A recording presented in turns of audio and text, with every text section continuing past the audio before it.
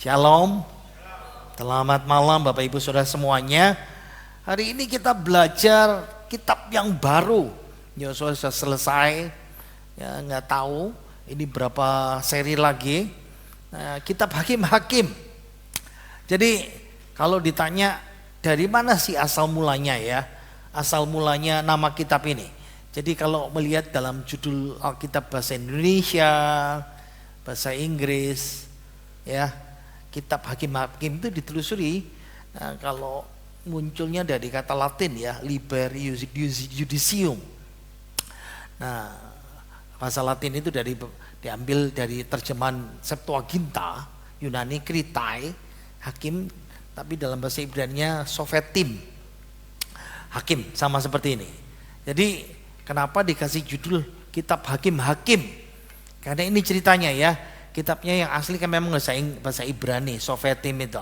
Tapi ketika bahasa Ibrani dua abad sebelum Yesus datang ke dunia diterjemahkan bahasa Yunani, lalu 2 abad sesudah Yesus diterjemahkan bahasa Latin, lalu sampai kepada bahasa Inggris dan bahasa Indonesia seperti itu.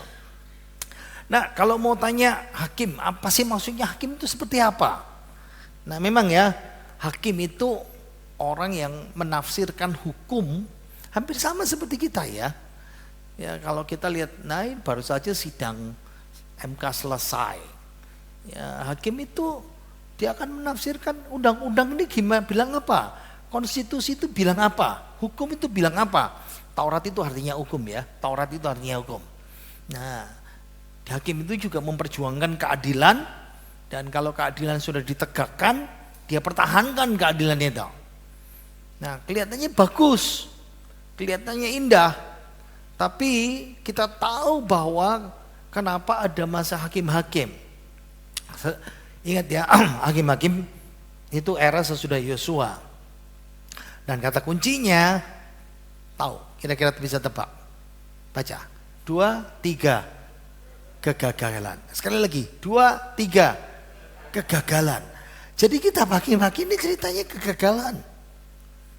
Jadi kalau mau lihat tentang kegagalan, saudara berkata, saya gagal cinta, tidak ada hubungannya di sini saudara ya. Kegagalan dalam hal rohani. Nah, kita hakim-hakim ini kebalikan. Nah, seperti saya sudah sitir-sitir waktu penutup kitab Yosua. Yosua dan hakim-hakim itu bertolak belakang. Kenapa?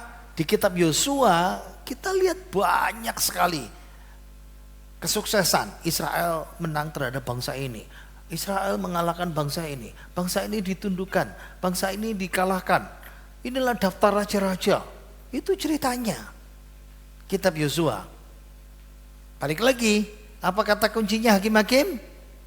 Kegagalan. Jadi zaman Yosua ada enggak kegagalan? Ada. Ingat ya, sesudah mereka mengalahkan Yeriko, mereka gagal menaklukkan Ai. Ada beberapa lagi kegagalan ya. Tapi kegagalan itu diatasi. Mereka bertobat, lalu mereka bertindak, berpaling kembali kepada Tuhan, mentaati Tuhan. Tapi bedanya di hakim-hakim itu apa? Kegagalan itu hal yang biasa. Gagal, ya wis. Nah kalau bahasa Jawa kita, ya wis itu sekojangan. Itu makanan sehari-hari. Bahasa Indonesianya seperti itu. Jadi kata kuncinya itu ya.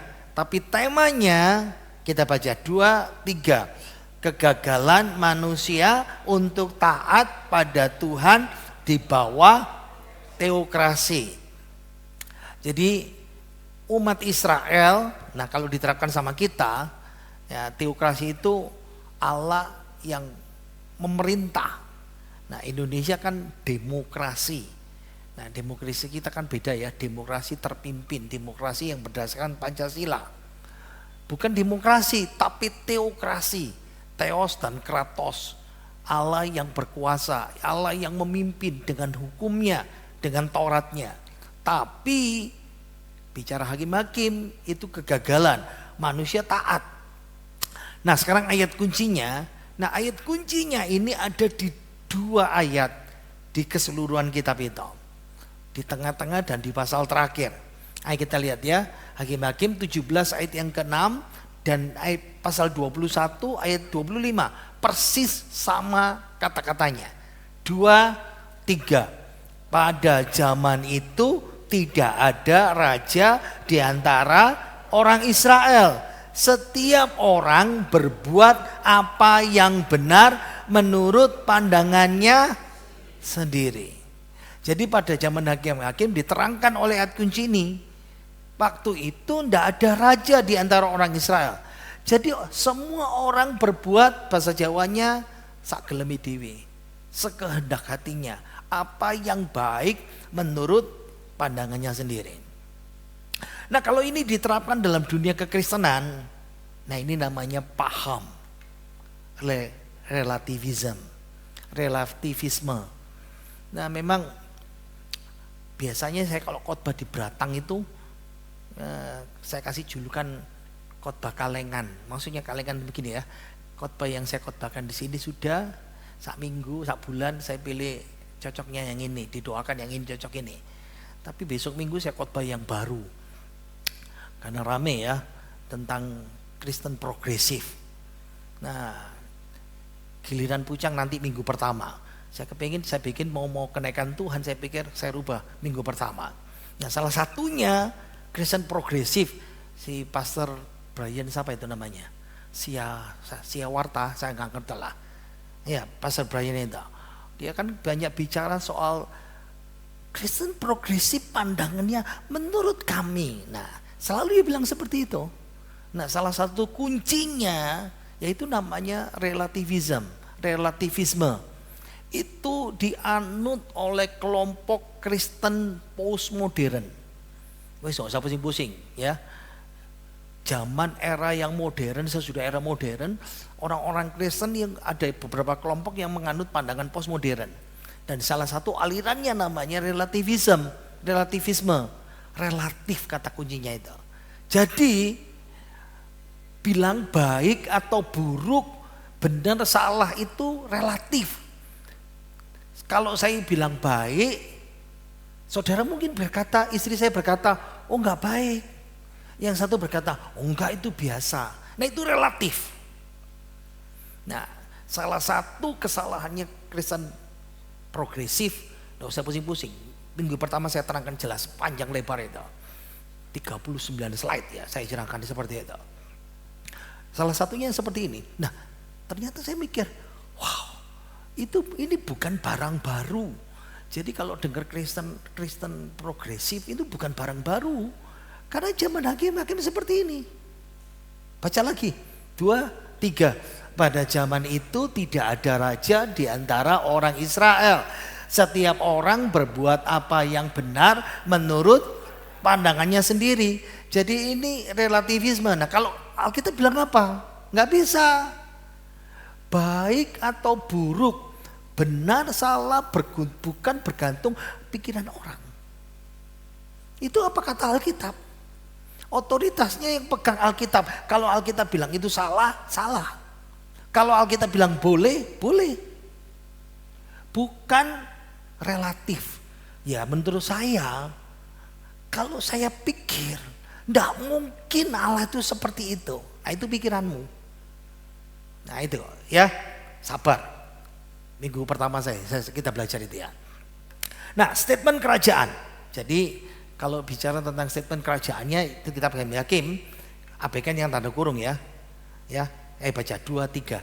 Israel gagal menerapkan pemerintahan langsung Allah atas bangsanya.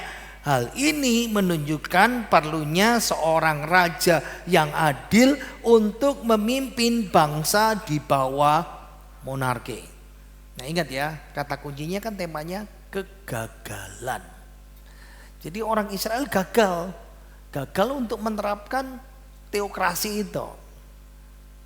Nah itu menolong ya, bahwa umat itu kan itu paham relatif itu kayak gitu itu seperti itu. Saya rasa nanti kita bahas ya relatif itu ya di bagian-bagian terakhir itu. Jadi kayak gini ya, Saya kasih gambar kontras, payung kontras ini ya. Kegagalannya orang Israel itu umum di 21 pasal kitab Hakim-Hakim. Tapi kegagalannya berkali-kali itu kontras sama belas kasihan Tuhan. Ya memang di tengah di belas kasihan itu seimbang sama disiplin ya. Ya karena ada taat diserahkan sama musuh. Itu hukum Tuhan itu. Itu otoritas Tuhan. Tapi di tengah disiplin Allah berbelas kasihan, dia kasih menyelamatkan Israel. Melalui apa? Dia kirim hakim untuk menolong supaya boleh tunduk kembali. Hakim menegakkan keadilan, Israel diselamatkan, mereka taat sama Tuhan. Hakimnya mati, berdosa lagi. Nah itu yang menolong kita ya, bisa memahami seperti ini, pahami seperti ini. Kenapa kita orang Kristen disuruh kebaktian tiap minggu? Kenapa kita disuruh setia terus sama Tuhan?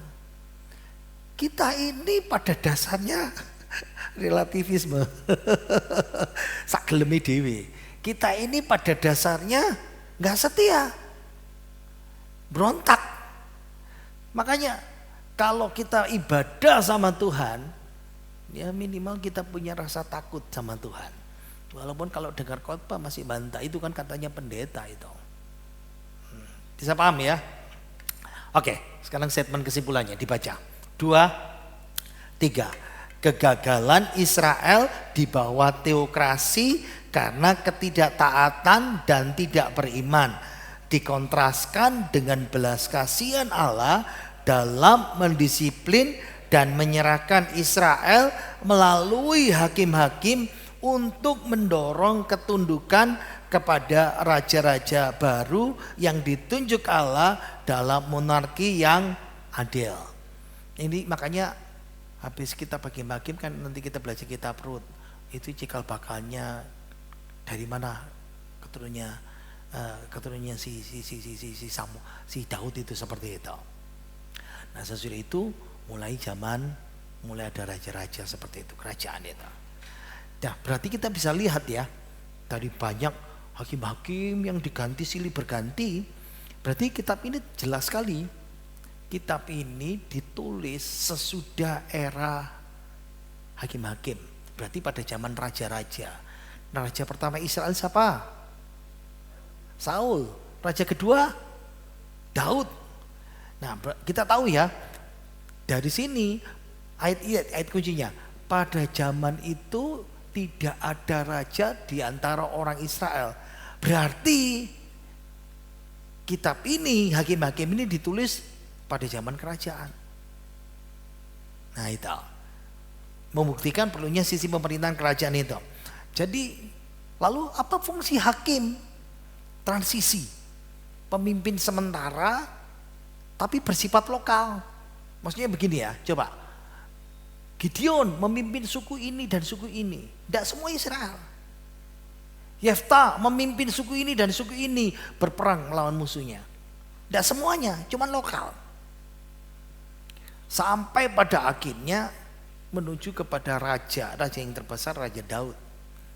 Dan Tuhan bicara solusi jangka panjang di masa depan. Tuhan kirim Raja Daud itu. Nah, kalau ini diterapkan sama hidup saudara dan saya gimana? Sama. Kita sekarang di dunia ini kita nunggu, menantikan pemerintahan Kristus. Kristus mau datang ke dunia, memerintah di dunia ini dalam kerajaan 1000 tahun. Kita menunggu Yesus datang. Seperti itu. Nah makanya Tuhan kirim hakim-hakim.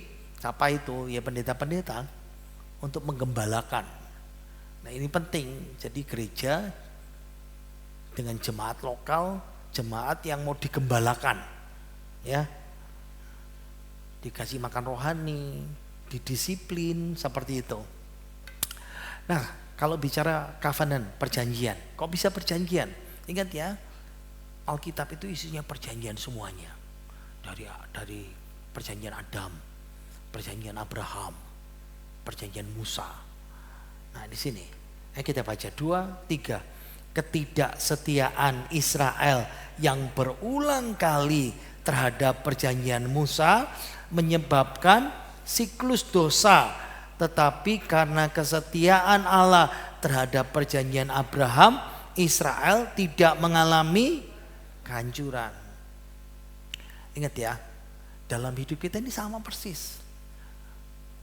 How many, berapa kali kita nggak setia sama Tuhan? Ayo dihitung minggu ini berapa kali kita nggak setia sama Tuhan? Apa setia apa? Wah, aku setia kok. Baca Alkitab enggak? Doa enggak? Ya, berserah enggak sama Tuhan? Banyak hal kan? Berapa kali itu? Belum yang besar-besar. Nah, kenapa Tuhan menyerahkan orang Israel kepada musuh-musuh? Israel diserahkan kepada musuhnya 17 tahun. Israel diserahkan pada musuhnya 40 tahun. Waduh, bayangkan saudara ya. 40 tahun. Wow. Nah, itu namanya disiplin Tuhan. Disiplin Tuhan memang diperlukan. Apa itu?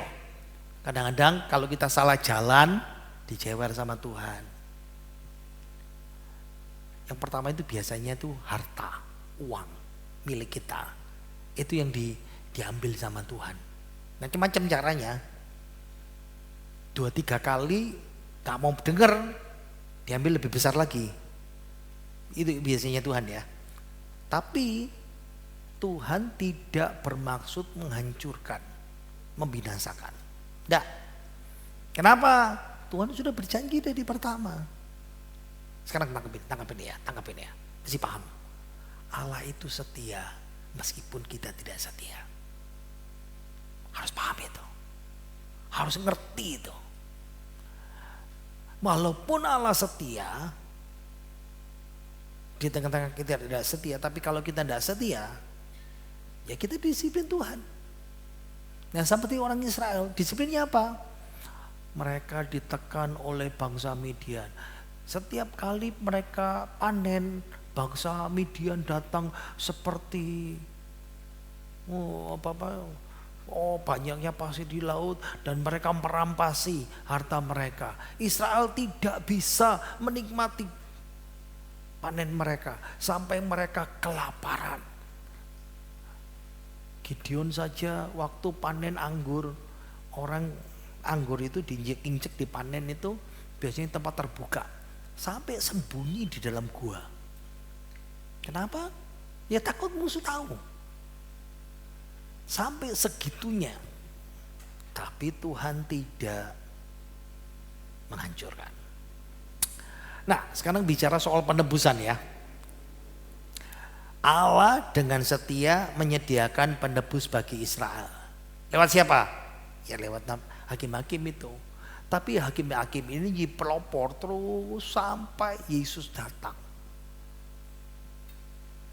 Dan ini yang membuat kita bisa paham ya. Yesus itu penebus kita. Dan di akhir zaman dia akan menghakimi orang yang benar yang tidak benar. Dan dia akan melepaskan. Jadi kesamaannya seperti ini ya. Apa kesamaan hakim-hakim di kitab hakim-hakim ini dengan Yesus, Tuhan Yesus kita? Sama-sama. Ini pembebas atas keselamatan dari sesuatu yang menghancurkan apa itu? Dosa. Dan masalah terbesar saudara dan saya adalah dosa. Nah, kalau bicara soal kita hakim-hakim, bicara soal tipologi Mesias ya, juru selamat. Hakim-hakim yang diangkat Tuhan, nanti daftarnya satu persatu kita lihat itu. Nah, kita masih bicara pendahuluan ya. Itu melambangkan di masa depan Yesus Kristus penyelamat akhir, hakim dunia satu-satunya, penguasa tapi bukan satu tempat lokal. Ingat ya, hakim ini memerintah suku ini, hakim ini memerintah 2 suku. Tapi Yesus menjadi penguasa, penyelamat, hakim seluruh dunia. Masih dipahami yang seperti itu. Nah, kalau dilihat ini bagiannya kita bagi hakim ya, kegagalan di bawah teokrasi. Nah, pasal 1 dan pasal sampai pasal 2 ayat yang kelima, Tuhan kasih tugas orang Israel. Tundukkan, kalahkan, binasakan orang Kanaan. Tapi mereka nggak selesaikan. Kita belajar kemarin ya. Mereka ngapain? Menjadikan orang Kanaan itu daripada dibinasakan jadi budak. Lumayan kita punya pegawai tanpa bayar. Nah itu. Lalu mereka, karena mereka tidak selesai, Tuhan menyerahkan mereka ke dalam tangan orang Kanaan. Ketika mereka diperbudak, hakim-hakim dikirim. Itu pasal 2 sampai pasal 16 ayat 31. Dan ketika mereka gagal berkali-kali, tujuan akhirnya mereka butuh kerajaan. Itu pasal 17 sampai 21. Di sini ada kemerosotan. Di sini disiplin ya, ada apa yang menyebabkan siklus dosa itu? Karena mereka tinggal bersama orang Kanaan. Pembebasan oleh hakim, tapi Tuhan melalui disiplin. Ini kutukan siklus dosa. Ingat ya, obat dosa ialah maut, hukuman Tuhan itu. Lalu mereka berperang melawan Kanaan. Pasal 17-21 moralnya rusak total. Bayangkan terjadi pemerkosaan, terjadi penyembahan berhala, dan hidup mereka seperti orang Kanaan. Nah, ini kisah hakim-hakim itu lokasinya di Kanaan, waktunya kira-kira 341 tahun. Jadi kisah tentang hakim-hakim ini sepanjang itu ya. Nah, pasal 1 bicara tentang ketidaktaatan militer, lalu tidak taat rohani, lalu terjadi ini intronya. Ini di wilayah selatan, ini di wilayah utara, wilayah tengah, wilayah timur, wilayah utara, wilayah barat. Jujur, yang kecil-kecil ini saya baru belajar sekarang. Wow, saya pikir keren juga ya. Berarti sistematis ceritanya itu seperti itu. Di sini ceritanya agamanya rusak, di sini moralnya rusak. Jadi kalau kita lihat ceritanya lengkap, gagal. Seperti itu. Dari sini kita bisa paham ya, keseluruhan kita bahagia ngajarin kita apa? Berdiri teguh. Ini gambarnya mercusuar, dihantam ombak, dia tetap berdiri kokoh seperti itu. Kita perlu namanya konsisten. Makanya konsisten datang doa malam. Biasanya konsisten rajin. Nah, kalau sekali saudara bolos, besoknya datang lagi, bolos, datang lagi, memorong ngilang. Itu tipikalnya yang datang doa malam Jumat itu kayak gitu saudara ya. Itu tipikalnya seperti itu. Ya. Nah, makanya kenapa kita makin-makin itu menjawab seperti itu. Nah, di satu sisi ini kenapa harus teguh menjadikan Tuhan sebagai rajamu? Saya jadikan Yesus sebagai Tuhan saya, betul. Tapi ada lagi yang lain, ada ilah lain di hadapanku. Apa itu? Mamon, duit itu ya. Itu ada 3 alasan ya. Yang pertama, pasal ini bicara keseluruhan kitab Hakim-Hakim. Tidak taat secara sempurna. Aku taat kok, titik-titik, sama aja. Kalau kita tidak bisa taat dengan sepenuh hati, benih-benih kegagalan itu ditanam mulai. Jadi menolak Allah sebagai raja menyebabkan kejatuhan kita. Nah, sekarang pasal 3 sampai pasal 16, sekarang kita bicara relativisme. Ingat ya, pada zaman itu tidak ada raja di antara orang Israel. Semua orang berbuat menurut apa yang dipandangnya baik. Menurut saya baik, pikiran saya ini situasi seperti ini, baiknya seperti ini. Nah, relativisme itu mengarah kepada siklus apa dosa. Nah, makanya kalau saudara dengar si Brian itu ngomongnya itu muter-muter gitu ya, pakai rasionya, ngomong bla bla bla. Ya karena ada banyak yang tanya, saya pikir mesti disampaikan sama jemaat itu. Tidak hanya mendengar di YouTube, ya yang didengar betul. Ini didengarnya ngawur, saya pikir begitu ya. Nah, kita ini berputar-putar waktu kita mulai pakai hukum relatif kita. Ini aturan saya.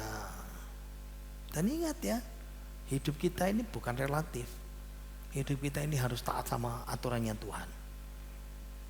Pasal 17 sampai pasal 21 tambah lebih dalam lagi. Bahasa Jawanya lebih jeru. Relativisme mengarah kepada apa? Penyembahan berhala. Mereka sudah jauh dari Tuhan. Tangkap ya. Bentar, kita baru saja mengakhiri kitab Yosua. Pasal 24. Aku dan seisi rumahku, kami akan beribadah kepada Tuhan. Itu ditutup sama Yosua. Lalu Yosua nantang para pemimpin dan bangsa Israel. Kami berjanji kalau kami tidak taat kepada Tuhan, kami berjanji sepenuh hati.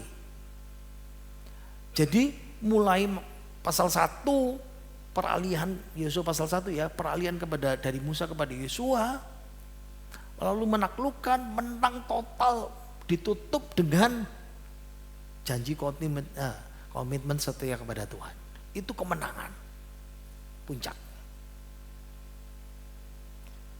Masalah hakim-hakim ketika diberkati, ketika sudah mapan, ketika sudah kecukupan, ketika sudah punya semuanya, turun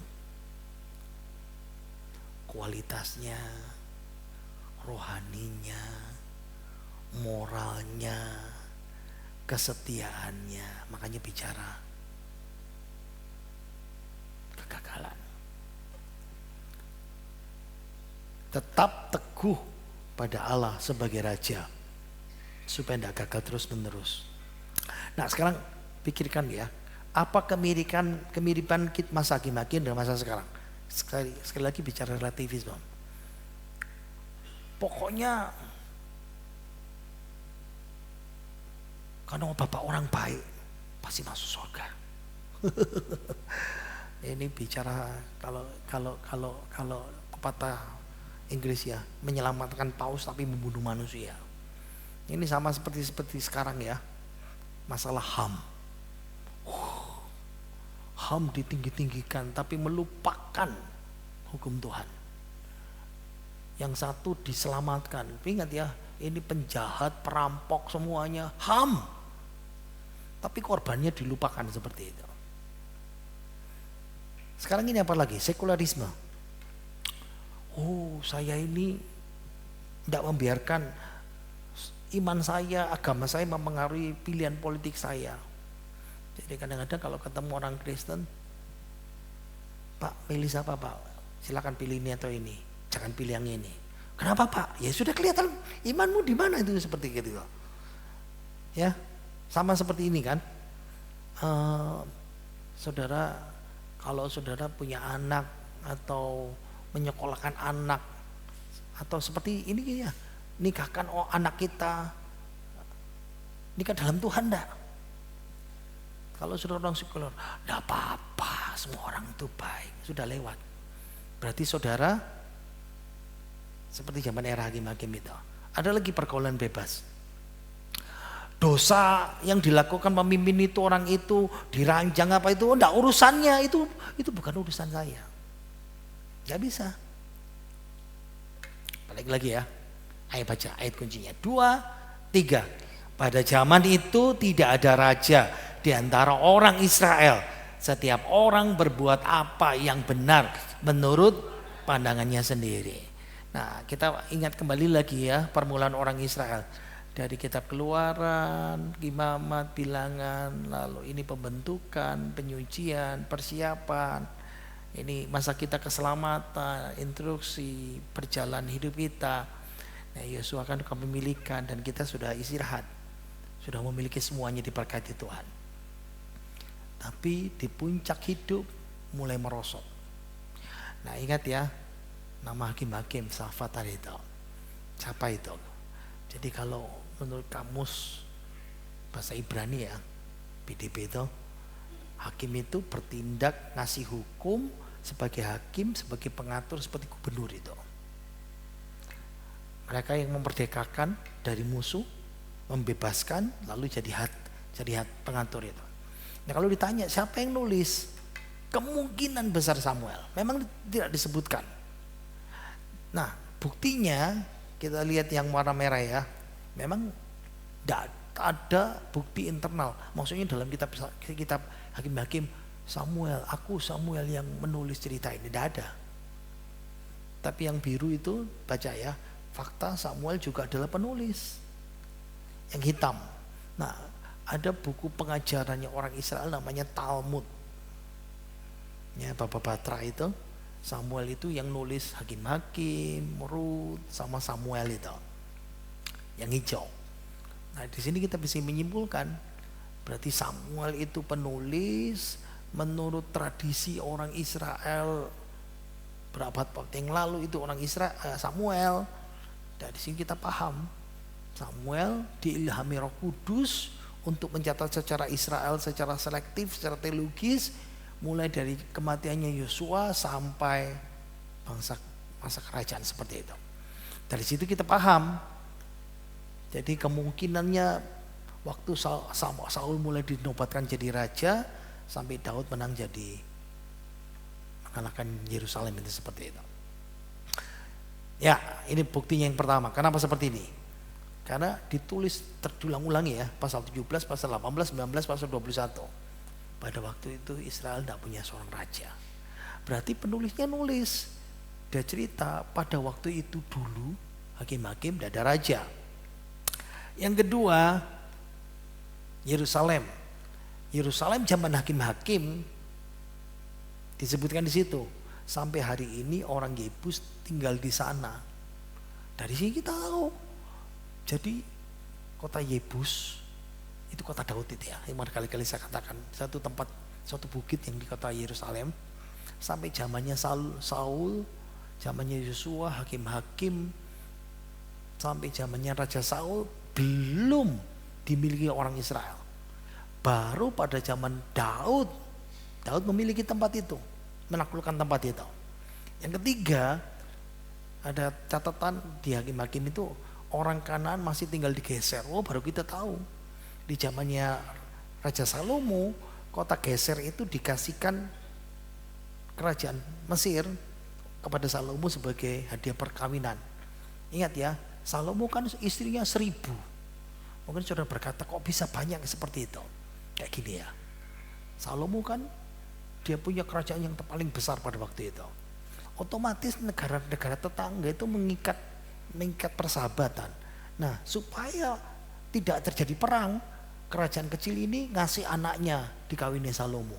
Sebelahnya juga ngasih anak, semuanya dikawini Salomo. Itu ceritanya seperti itu. Jadi waktu Salomo kawin sama anaknya Firaun, dikasih Firaun kota Geser seperti itu. Tapi kita harus tahu bahwa Tuhan itu membenci relativisme. Di Ulangan pasal 7 ayat 1 sampai 4 ya. Kalau Tuhan sudah bawa kamu ke negeri, kamu duduki, dia kalahkan semuanya. Ayat 2. Dan Tuhan Allahmu telah menyerahkan mereka ke dalam tanganmu sehingga engkau memukul mereka kalah. Baca yang kuning 2, 3. Maka haruslah kamu menumpas mereka, harus ditumpas. Ayat 2. Jangan mengadakan perjanjian, jangan kawin. 3. Kawin mengawin. Ayat 4. Membuat keluargamu, anakmu semuanya menyimpang dan menyembah berhala. Baca. Murka Tuhan. 2, 3. Murka Tuhan akan bangkit terhadap kamu dan ia akan memunahkan engkau dengan segera. Tuhan sudah ngomong, tidak boleh kawin campur. Tapi dari gambar bagan tadi itu mereka gagal taat. Ini sebabnya relativisme. Kita sudah kaya, kita sudah punya semuanya. Ada apa bunuh-bunuh, tidak perlu itu. Biarkan mereka jadi. Ini contoh ya. Ayo, kira-kira gambar mana yang paling betul? Yang asli itu yang di tengah. Yang di sana pakai efek white balance. Ya, seperti orang kalau foto ya. Oh, orang ini kok putih ya? Ya karena efek foto. Foto jahat itu saudara ya. Kamera jahat itu ya. Tapi bisa dibikin jadi hitam seperti itu. Relativisme moral itu seperti ini sekarang ya. Ada beberapa contoh ya. Ini namanya standar ganda.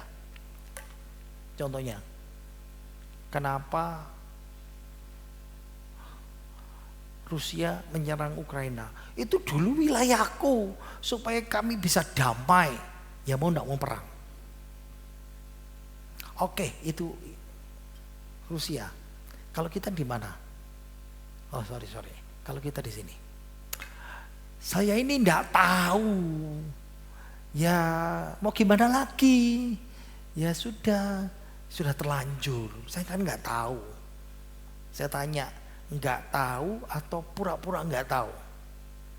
Ya pokoknya pura-pura enggak tahu, yang enggak tahu gitu, begitu ya. Betul ya? Nah ingat, kitab Hakim-Hakim itu menggambarkan tentang kehidupan saudara dan saya. Oke, terakhir. Itu sebabnya Tuhan ngajarin berdiri teguh di hadapan Tuhan. Saya mau kasih ilustrasi di padang gurun Arab. Kalau mereka perlu unta untuk apa namanya? Untuk angkut untuk transportasi dan angkut barang pada masa dulu. Tapi mereka masih membutuhkan namanya kuda untuk berperang. Nah, kuda Arab yang besar itu dilatih sampai dia siap sebagai kereta, sebagai kuda, bukan kereta, sebagai tunggangan kuda perang. Jadi gimana caranya melatih? Kuda itu diajari taat sampai mutlak taat. Nah ujiannya, kuda itu sampai berhari-hari tidak dikasih minum.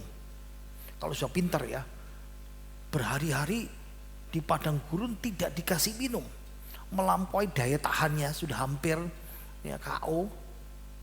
Lalu baru pelatih itu bawa kuda itu, misalnya kuda yang di sini, tempat airnya itu di ujung sana. Kuda itu dilepas. Kuda itu kan pasti lari kan, mau ambil air minum.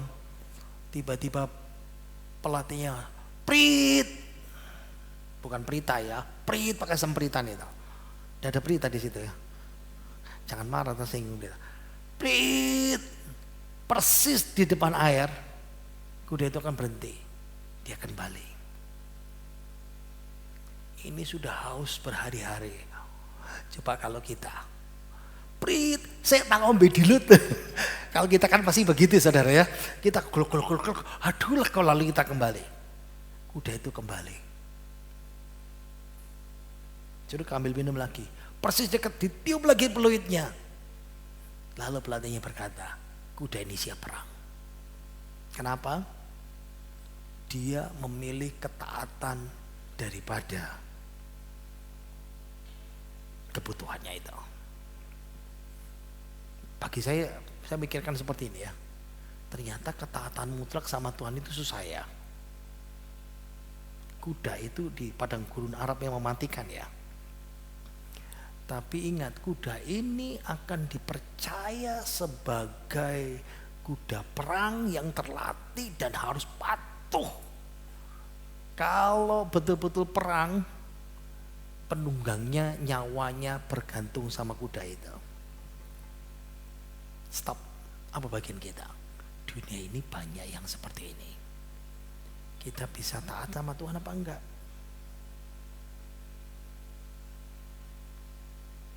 Hidup kita relatif atau taat?